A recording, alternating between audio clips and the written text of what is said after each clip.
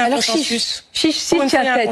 tient tête à Madame Ursula von der Leyen, alors qu'il continue, parce que là, c'est un sursis, attention, puis on va voir, elle-même parler hier d'une sorte de coup de force. Est-ce qu'il faudrait là mener un véritable bras de fer avec elle, quitte, je ne sais pas, par exemple, à menacer de geler notre contribution française au budget de l'UE? Mais la contribution française, elle sert à financer des dispositifs comme la PAC. La PAC, c'est le revenu des agriculteurs. Donc tout ça n'aurait pas beaucoup de sens. Il faut mener ce bras de fer sur le Mercosur, c'est ce qu'on a fait. Encore une fois, depuis des années, c'est ce qu'on a fait en décembre dernier, quand le président de la République a obtenu un report, encore une fois, au forceps.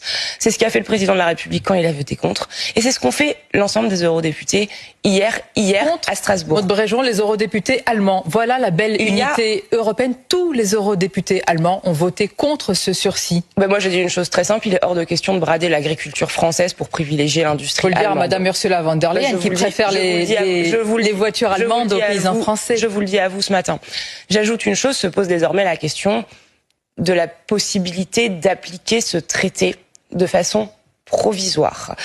C'est une décision qui revient... ce serait là un déni exactement. Incroyable. C'est une décision qui revient à Ursula von der Leyen et à la Commission. Moi, je dis une chose extrêmement simple. Ce n'est même plus un enjeu d'agriculture ou de Mercosur, c'est un enjeu démocratique. Si Ursula von der Leyen, si l'Union européenne venait à passer de force en imposant une application provisoire, ça constituerait, en l'état, eu égard au vote qui a eu lieu hier à Strasbourg, une forme de viol démocratique.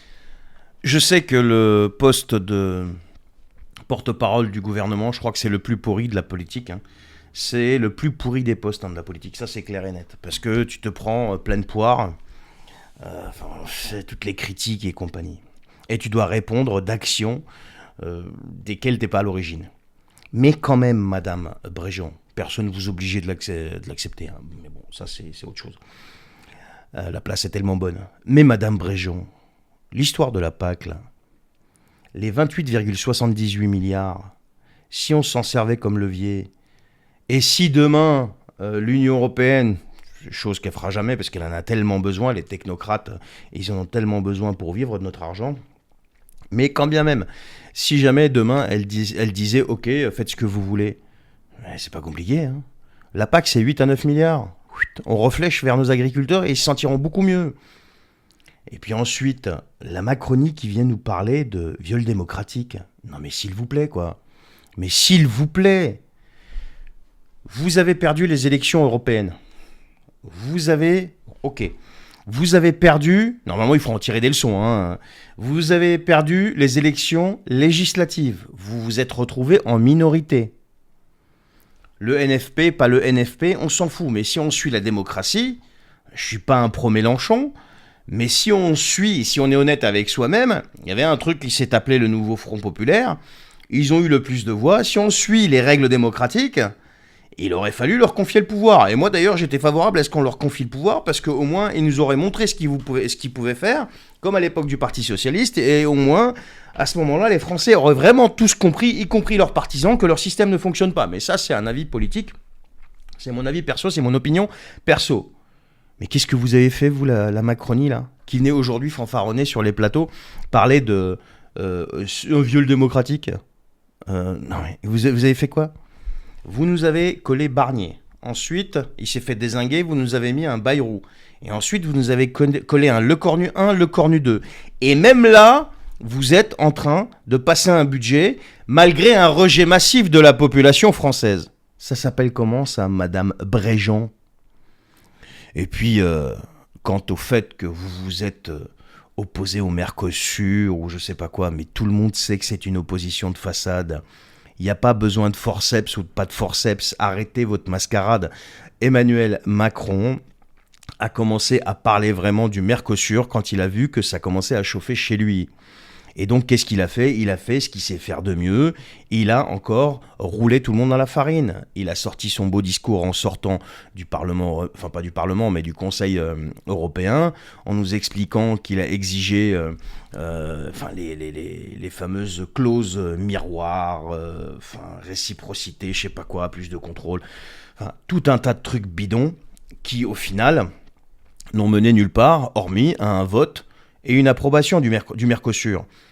Et là, le passage en force de Madame von der Leyen avec son application provisoire, elle a tout fait pour justement contourner le Parlement. Et elle réussira, vous verrez qu'elle réussira, malgré la saisine, là. Parce que comme je l'ai dit hier dans la vidéo, la saisine ne sert qu'à une seule chose, demander au juge pour qu'il se prononce si c'est conforme aux règles actuellement en vigueur dans l'Union européenne, c'est tout. Si c'est conforme, eh ben tampon et allez-y, mais ça ne l'empêchera pas. Et quand bien même ça ne serait pas conforme, vous savez ce qu'ils feront ? Ils trouveront le moyen de le déglinguer, de passer, de contourner, comme je disais hier. Ils le feront toujours parce qu'ils ont préparé les traités. Les traités, ils sont faits pour ça. Ils sont faits pour ça. Et puis aujourd'hui, la Macronie qui vient faire mine de s'opposer et nous sortir tous ces beaux discours auxquels plus personne ne croit. La preuve que plus personne ne vous croit. Regardez les sondages, vous êtes dans les pâquerettes. On aura des pâquerettes. Eh bien, quand vous venez nous sortir ça, c'est vraiment rigolo puisque le Mercosur, il date pas d'aujourd'hui. Il date de 1999, ça fait presque 9 ans que vous êtes au pouvoir. Qu'est-ce que vous avez fait pour arrêter ça ? À part votre mascarade, oui, on a ralenti, on a obtenu la suspension au forceps, je sais pas quoi. Et en plus, la solidarité européenne, l'unité européenne, l'Allemagne vous lâche, il n'y a pas un député allemand qui vote pour justement la saisine de la Cour de justice de l'Union européenne. C'est quoi tout ça ? C'est quoi votre unité ? Dès qu'il y a une mouche qui pète, chacun se replie sur lui-même parce qu'ils sont contre la sortie de l'Union européenne, parce qu'ils sont contre le repli sur soi. Mais à chaque fois qu'il y a à l'intérieur de cette union, ce qu'ils appellent une union, car rien d'une union, qu'il y a une décision importante, même peu importante, hein, on s'en fout, peu importe, chacun des pays, des États membres commence à regarder ses propres intérêts. Le seul État membre qui se fiche éperdument de ses intérêts, parce que ses dirigeants, ont certainement d'autres motivations derrière à l'avenir.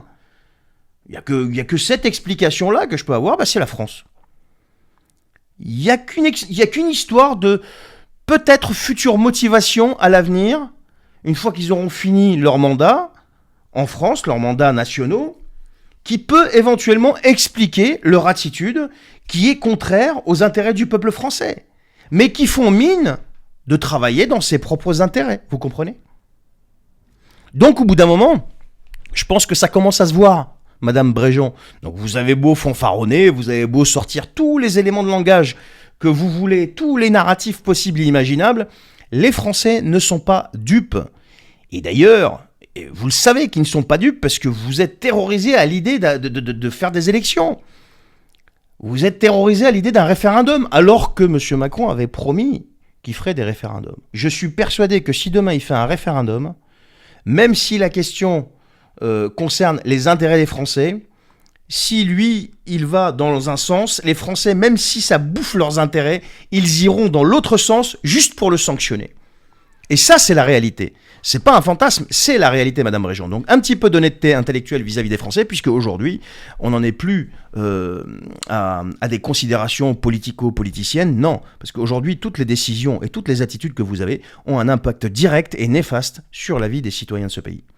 Tous les indicateurs sont au rouge. Donc, il est temps, enfin, de faire preuve d'honnêteté vis-à-vis des Français. Voilà, les amis, ce que je peux dire sur cette séquence qui est vraiment, à mon sens, lunaire. Allez, je vous souhaite une bonne journée.